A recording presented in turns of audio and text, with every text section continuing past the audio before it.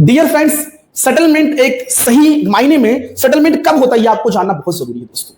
Settlement 1 2 3 EMI default हो गई, loan account NPA में चला गया, उसके बाद दोस्तों सेटलमेंट के थोड़े बहुत चांसेस बनते हैं। बैंक और एनबीएफसी ने आपको कॉल्स किया, उनके लोन रिकवरी एजेंट्स ने आपको बार बार कॉल्स किया, घर पे होम विजिट किया, ऑफिस पर विजिट किया, आपको कॉल्स पर डराया धमकाया। लोन अकाउंट एनपीए में जाने के बाद सेक्शन 25 की नोटिस, 138 की नोटिस, आर्बिट्रेशन की नोटिस, बीएनएस की धारा 318 316 की नोटिस, ये सब नोटिस भेजे और आप एक जेन्युइन डिफॉल्टर है और आपने ईमानदारी से दोस्तों अपने डिफॉल्ट के संबंध में आपने बैंक और एनबीएफसी को लीगल प्रायर नोटिस भी भेजा। आपने हर एक नोटिस का एक प्रॉपर मैनर में रिप्लाई और जवाब दिया आपके एडवोकेट के माध्यम से दोस्तों। नोटिस आई जवाब दिया, नोटिस आई जवाब दिया, एकदम जेन्युइन तरीके से। तो दोस्तों ऐसे में होगा क्या, आगे चलकर सेटलमेंट के चांसेस बढ़ेंगे।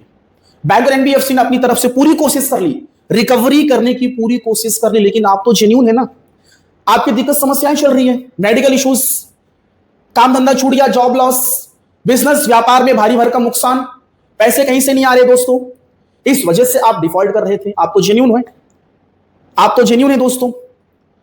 तो बैंक और एनबीएफसी ने पूरी कोशिश कर ली। उसके बाद बैंक और एनबीएफसी को यह समझ में आया कि लोन का बोरोवर पढ़ा लिखा समझदार है, नॉलेजेबल पर्सन है, हर एक चीज का रिप्लाई जवाब दे रहा है, अपनी आर्थिक समस्याओं को, अपनी दिक्कत, अपनी प्रॉब्लम्स को हमारे साथ में साझा और शेयर कर रहा है।